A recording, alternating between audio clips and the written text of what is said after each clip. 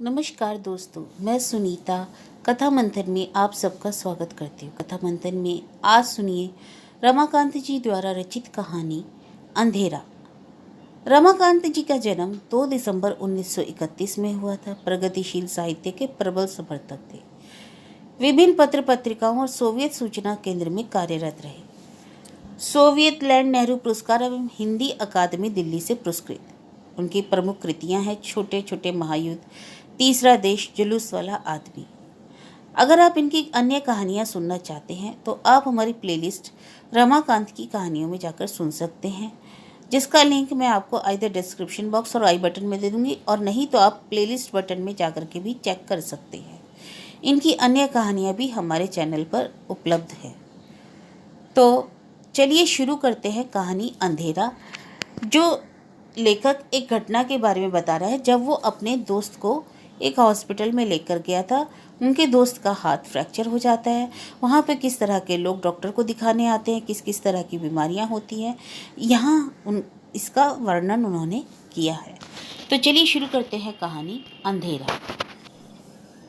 अस्पताल की general ward के बाहर वाले कमरे में अपने एक दोस्त के साथ बैठा हूँ। ठंड तेज पड़ रही है। कमरे में हम लोगों के सिवा कोई नहीं है। हमें अभी डॉक्टर के आने का इंतज़ार करना है, और यह इंतज़ार बुरी तरह खल रहा है मुझे। अस्पताल में कोई काम नहीं है। मेरे उस दोस्त के हाथ की हड्डी उतर गई है। उसी की एक्सरे रिपोर्ट डॉक्टर को दिखानी है, और हम काफ़ी जल्दी आ गए। बेतरह ऊब करके मैं खिड़की से बाहर देखने लगता हूँ। आसमान गाढ़े कोहरे से भरा हुआ है। धूप बिल्कुल नहीं है। अस्पताल के अहाते में लगे ताड़ की तरह दिखने वाले साइकस के दरख्त कोहरे में डूबे डूबे से लग रहे हैं। ठंडी हवा के झोंके के साथ मेरी निगाह फिर कमरे में लौट आती है, और अपनी बगल वाली खाली दीवार की ओर देखने लगता हूँ। मैं ठंड से मेरे दोस्त की तकलीफ बढ़ गई है। चोट वाला हाथ पट्टी के बावजूद जैसे ठिठुर गया है, और उसकी उंगलियों के नाखून तक नीले पड़ रहे हैं। शायद उसका हाथ बुरी तरह टीस भी रहा है। उस अपने दूसरे हाथ को हथेली से वह अपनी ठिठुरी हथेली जोर से दबा लेता है। दर्द के मारे उसके होंठ बुरी तरह फैले हैं। दांत एक दूसरे पर कस कर बैठे हैं, और फिर भी हल्की सिसकारी उसके मुंह से निकल ही जाती है। मैं अपने दोस्त के बारे में अधिक देरी तक नहीं सोच सकता। अस्पताल में किसी दूसरे हिस्से में एक बच्चा रो रहा है। उसकी कर्मशः धीमी और तेज होती आवाज़ कॉरिडोर से गूंज रही है। कुछ देर बाद एकाएक उसकी आवाज़ बंद हो जाती है। हम कुछ क्षण तक उसका रोना फिर शुरू होने का इंतज़ार करते हैं। सारा अस्पताल खाली और सूना सूना, जैसे अस्पताल के सारे लोग पिछली रात कहीं चल गए हों या मर गए हों। यही बात मैं अपने दोस्त से कुछ मजाकिया लहजे से कहता हूँ, और फिर हंसने लगता हूँ। दर्द के बावजूद वह भी हंसने लगता है, पर हंसी हमें अच्छी नहीं लगती। फिर हम चुप हो जाते हैं। मैं यूं ही अपने दोस्त की एक्सरे रिपोर्ट वाला कागज़ देखने लगता हूँ। मुझे तो कुछ समझ में नहीं आता। एक्सरे प्लेट देखकर भी यह समझ नहीं पाता कि कहाँ गड़बड़ी है। मेरा दोस्त इशारे से बताता है कि यहाँ फ्रैक्चर है। मैं कुछ ना समझते हुए भी समझने का दिखावा करता हूँ। काफ़ी समय यूं ही बीत जाता है। कहीं कुछ नहीं होता। फिर जैसे कहीं कोई आरा चलता है। कोई ऑपरेशन हो रहा है क्या, पता नहीं, मेरा दोस्त कुछ चिढ़कर कहता है। फिर उदास आंखों से चुपचाप अपने सामने देखने लगता है, जैसे ऑपरेशन की बात से वह भयभीत हो गया हो। फिर जैसे अपने आप को ढांढस बंधाना चाहता है, इसलिए मुझे से जोर से कहता है, इस तरह ऑपरेशन नहीं होता, मालूम होता है किसी के दांत की बोरिंग हो रही है। कमरे का दरवाज़ा बाहर से ठेलकर 2 लोग और आ गए। एक और खाली पड़ी बेंचों पर बैठे हैं, एक औरत और एक मर्द। औरत छोटे कद की है। उसकी भरी हुई गठी देह कभी बहुत स्वस्थ रही होगी। दोनों ही ढलती उम्र के हैं। बैठने के बाद ही वह औरत हमसे बात शुरू करने का प्रयत्न करती है। जी, क्या डॉक्टर साहब नहीं आए अभी? मैंने कहा नहीं। क्या तकलीफ़ है, हाथ में चोट लगी है? हाँ, मेरा दोस्त कहता है। मैं चाहता हूँ कि कहूँ, वह तो आप देख ही रही हैं, और बातचीत का सिलसिला ख़त्म कर दूँ, पर मैं चुप रहता हूँ। वह औरत अब अपने साथ वाले आदमी से ही बातचीत करती है। बड़ी देर मालूम हो रही है, हमें बैठना होगा। रोज़ बैठना पड़ता है, क्यों है ना। मैं चाहता हूँ कि उनकी बातचीत ना सुनूं और कोई और बात सोचूं, उठकर टहलूं, सिगरेट पीऊं, पर कुछ नहीं कर पाता।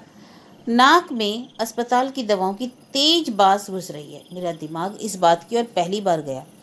कॉरिडोर में कुछ लोगों की चलने की आहट कुछ तेज कुछ धीमी कर रहा है और इंतजार। मन पर भारी वजन सा कुछ छा गया। उस औरत की किसी बात पर उसके साथ वाला आदमी कहता है, डॉक्टर साहब आ गए। मैंने उनकी मोटर रुकने की आवाज़ सुनी है। औरत का स्वर तेज है। वह आदमी अपना एक हाथ कान तक ले जाता है और मैं समझ जाता हूँ कि उस औरत की एक भी बात सुनाई नहीं पड़ रही। इन्हें सुनाई नहीं देता। औरत हम लोगों से कह रही है। उसका स्वर ऐसा है जैसे उसे इस बात की बड़ी खुशी है कि उसे सुनाई नहीं देता। इनका एक कान एकदम से खराब है। यह जान करके कि उसे सुनाई नहीं देता वह अपनी आवाज़ जरा सा धीमा नहीं करती। लेकिन अपने कान के इलाज के लिए ये नहीं आए। इनके पैर में खराबी है, बिजली की सेक होगी। बिजली की सेक? मैं यूं ही पूछता हूँ। हाँ हाँ, बिजली की सेक। यह बड़ी खुशी से कहती है, बिजली की सेक मेरे पैर में भी होगी। क्या आपके पैर में भी खराबी है? मैं पूछता हूँ। आपके तो कोई खराबी नज़र नहीं आती। जैसे उसे मेरी बात पसंद नहीं आई। कुछ चिढ़कर मेरी ओर देखती हुई वह कहती है, मुझे तो जो हुआ वह तो ठीक नहीं होगा। 2 साल से परेशान हूँ। इलाज होगा तो क्यों नहीं ठीक होगी?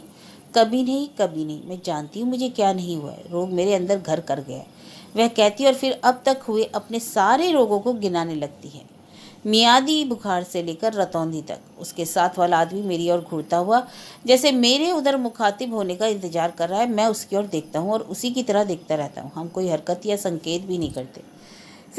फिर उस औरत की आंख बचाकर वह धीरे से मुस्कुरा पड़ता है। मुझे उसकी मुस्कुराहट बड़ी ही अजीब लगती है। क्या तकलीफ में भी आदमी मुस्कुरा सकता है?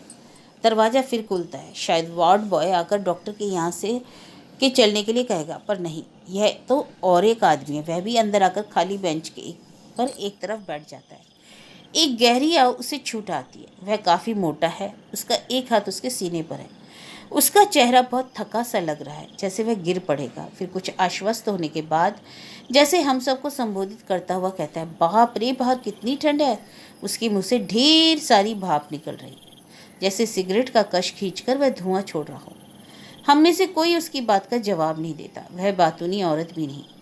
मोटा आदमी फिर ठंड की बात कहता है और जैसे जैसे अपनी बात का प्रमाण देने के लिए गले में लपेटे मफलर को सिर से ऊपर डालकर अपना कान भी ढक लेता है। इतनी सर्दी तो नहीं है, आखिर हम लोग भी तो बैठे हैं। फिर उसके बदन पर इतनी चर्बी हो। बातूनी औरत हम लोगों से अपने स्वाभाविक स्वर में कहती है। उसे इस बात का जरा भी डर नहीं कि वह मोटा आदमी सुन लेगा तो बुरा मानेगा, लेकिन वह बुरा नहीं मानता। ऊपर से वह एकदम अप्रभावित है। फिर भी वह भी हम ही लोगों से कहता है, अजय, चर्बी से क्या होता है? सर्दी तो खून के गाढ़े और पतले होने के ऊपर है। अरे, अभी डॉक्टर नहीं आए? मैं कुछ नहीं बता पाया। अस्पताल के बारे में उस औरत को ज़्यादा मालूम है। यह बताने में वह अपने को रोक नहीं पाती। अरे, पहले जो लोग अस्पताल में भर्ती हैं डॉक्टर उन्हें देखेंगे, बाहरी रोगियों को बाद में। राउंड पर गए होंगे अभी। वह आदमी अब चुप है। वह बार बार जोर से सांस खींचने का प्रयत्न करता है, पर शायद सीना जकड़ा हुआ है, इसलिए अच्छी तरह सांस नहीं ले पाता और हांफने लगता है। कमरे में अजीब सा सन्नाटा छाया है। तेज ठंड में ठिठुरते हुए सभी लोग किसी आशंका से त्रस्त हैं। बाहर से दरवाज़ा ठेलकर एक वार्ड बॉय आता है। मैं अपने मित्र का पुर्जा सबसे पहले देने के लिए उठता हूँ, पर वह किसी का पुर्जा नहीं लेता। हम लोगों पर एक नज़र डालकर लौट जाता है। दरवाज़ा वह खुला ही छोड़ गया। हम में से कोई उठकर दरवाज़ा बंद नहीं करता। डॉक्टर ने पूछवाया है कि काफ़ी लोग हो गए हैं या नहीं। बातूनी औरत ने अपनी दूसरी जानकारी हम लोगों को दी। उसकी बात सुनकर भी कोई कुछ नहीं बोलता। एक और आदमी अंदर आ गया। उसकी आंखों पर मोटे शीशों का चश्मा है और दाएं पैर में जूते के ऊपर से रकाब की तरह लोहे का एक स्प्रिंग लगा है जो घुटने के ऊपर तक चला जाता है। वह मेरी बगल में ही आकर बैठता है और अपने जूते उतारने लगता है, इस तरह गोया सोने जा रहा हो। मैं पूछता हूँ, क्या आप लेटना चाहते हैं? लेटना? उसकी आवाज़ में कुछ रुखापन है। कौन लेटना चाहता है? भगवान जानता है। मैं अब कुछ दिन तक बिल्कुल लेटना ही नहीं चाहता। 1 साल से ज़्यादा ही बिस्तर पर लेटा रहा हूँ। वह झोले से में बहुत जतन से रखा हुआ एक 4 पन्नों वाला साप्ताहिक अखबार निकालकर पढ़ने लगता है। उसके पढ़ने के ढंग से लगता है कि वह अखबार में छपी सारी बातें खा जाना चाहता हो। वह अखबार भी कोई जातीय अखबार है क्षत्रिय बंधु या चित्रगुप्त संदेश टाइप का। यह मैं अपनी जगह से देखकर अनुमान लगाता हूँ। फिर मेरी दिलचस्पी उसमें ख़त्म हो जाती है। वह इतना मशगूल हो गया कि पढ़ने की में कि जैसे हम में से कोई किसी से बात नहीं करना चाहता। उसकी चुप्पी छूत की तरह फैल गई। सब अपने में ही खोए हैं, अपने दर्द में, अपनी परेशानियों में। बाहर जैसे कोहरा और गाढ़ा हो गया है। साइकस के पेड़ और भी डूबे डूबे लग रहे हैं। कमरे के रोशनदान पर एक गुरैया ठिठुरी हुई दुबकी है। खुले दरवाजे से कॉरिडोर का थोड़ी दूर तक का हिस्सा दिखाई देता है। सारस के पंखों जैसे उजले कपड़ों में 4-5 नर्सों का एक काफिला गुजर रहा है। सबसे पीछे वाली नर्स बहुत लंबी और दुबली पतली है। ऑपरेशन थिएटर की ओर घुटनों तक लंबी सफ़ेद एप्रन पहने एक डॉक्टर कुछ तेज कदमों से जा रहे हैं। कोई खतरनाक ऑपरेशन होने वाला है। मोटा आदमी कमरे में छाई हुई खामोशी से ऊपर कहता है, जैसे, पर कोई जवाब नहीं देता। उसका खामोशी जैसे और भी भारी और मनुष्य सी लगने लगती है। हमारे साथ बैठी हुई औरत जैसे यह मनहूसी सहन नहीं कर सकती। ऑपरेशन में कोई तकलीफ नहीं होती। मेरे भी तो 3 ऑपरेशन हो चुके हैं। वह जैसे अपने आप को ही विश्वास दिला रही। मैं देखता हूँ अस्पताल के भारी फाटक से एक एम्बुलेंस भीतर आ रही है। फिर वह नज़रों से ओझल हो जाती है। बाहर के पोर्टिको में आकर रुक गई होगी। मुझे कमरे में बैठा रहना अच्छा नहीं लगता। अपने दोस्त से कहता हूँ, मैं यहीं बाहर हूँ, अभी आया, और उसके उत्तर की प्रतीक्षा किए बिना ही कॉरिडोर से निकल गया। पहिएदार स्ट्रेचर पर लिटाकर लोग एक औरत को ले जा रहे, गर्दन से लेकर पैर तक लाल कंबल में ढके। गड्ढों में धसी आंखों में अभी कुछ चमक शेष है और उसकी पुतलियां इधर उधर हो रही हैं। वह देख पा रही है, पर लगता है सब कुछ देखती ही रहना चाहती है, जैसे जो कुछ देख रही हो अब कभी नहीं देखेगी। क्षण भर के लिए मुझे अपने चारों ओर सब कुछ घूमता नजर आता है, जैसे सब कुछ अभी अभी यहीं इसी दम खत्म हो जाएगा। जिंदगी का कोई चिन्ह पहचान में ही नहीं आता। सारी आवाज़ें मर गई जैसे। चाहता हूँ वहाँ से भागूँ, भागता ही जाऊँ। कमरे में बैठी औरत भी बाहर निकल आए और कुछ मुझसे कह रही है। मैं यह देर से समझ पाता हूँ कि डॉक्टर आ गए हैं। वह मुझसे कह रही है, अभी प्यून पुर्जा जमा करने आएगा, आप पहले उठकर दे दें। कमरे में वापस आकर मैं इंतजार करने लगता हूँ। कुछ रोगी आ गए हैं और सभी बेंचें भर गई हैं। जहाँ मैं बैठा था वहाँ भी एक आदमी बैठा है। मैं उससे अपनी जगह छोड़ने के लिए नहीं कहता। खड़ा खड़ा ही अपने छुटरे हाथों को जेब में डालकर गर्म करने का प्रयत्न करता हूँ। थोड़ी देर पहले जो वार्ड बॉय आया था वही शायद फिर आया। मैं अपने दोस्त का पुर्जा देता हूँ। वह देखता है, उसे हाथ टूटा है, एक्सरे रिपोर्ट साथ लाए हैं। आपको अभी रुकना होगा, पहले ज़रूरी रोगियों को देखेंगे डॉक्टर साहब। पर मैं रुकना नहीं चाहता। करीब करीब मैं चिल्ला उठता हूँ। वह मेरी और इस तरह देखता है गोया मैं कोई जिद्दी बच्चा हूँ। फिर दूसरे पुर्जे इकट्ठे करने लगता है। कमरे में एक और औरत आ गई है। उसके साथ एक 12-13 साल की लड़की भी है। माँ बेटी होंगी। मुझे उन दोनों में से किसी में कोई रंग समझ में नहीं आता। लोग बातें करते करते चुप हो जाते हैं और चुप होने के बाद फिर बातें करने लगते हैं। वार्ड बॉय पुर्जे इकट्ठे करके चला गया। लोग अपने बुलाए जाने की प्रतीक्षा कर रहे हैं। मोटे आदमी से पहले से वहाँ बैठी औरत कह रही है कि डॉक्टर सबसे पहले उसे ही बुलाएंगे। उसका चेहरा उतर जाता है। फिर वह दूसरी औरत से पूछती है, क्या हाल है तुम्हारी बेटी का? अब कुछ ठीक ही है, अब इलाज चलेगा। कितने दिन? करीब 1 महीना। 1 महीना? बौतूनी औरत चुप होकर कुछ सोचने लगती है, जैसे याद करिए उस लड़की का रोग उसे अब कभी हुआ है या नहीं। मोटा आदमी भी एकाएक उठकर टहलने लगता है, जैसे उसके ऊपर भारी वजन रखा हो और उसे ढो रहा हो। उसे देखते हुए सहसा मैं चौंक उठता हूँ। उसके चेहरे पर भय के भाव हैं। चेहरा स्याया हुआ है। फिर वह तेज कदमों से कमरे के बाहर चला गया। कुछ देर बाद मुझे खिड़की से बाहर वाले गेट के पास उसकी क्रमशः दूर होती हुई आकृति दिखाई पड़ती है। मुझे बहुत ताज्जुब होता है। अक्सर वह यही करता है। वहाँ बैठी पहले वाली औरत कहती है, उसे अपने रोग से लगाव हो गया। डॉक्टर कहते हैं, चलो फिर मत, नहीं तो किसी दिन रास्ते में ही। पर यह है कि चलता है, यहाँ आता है, फिर इसी तरह बैठकर चला जाता है। मैं यहाँ आकर रोज़ सोचती हूँ कि वह आया है या नहीं। जब तक आ नहीं जाता मेरा जी करता रहता है।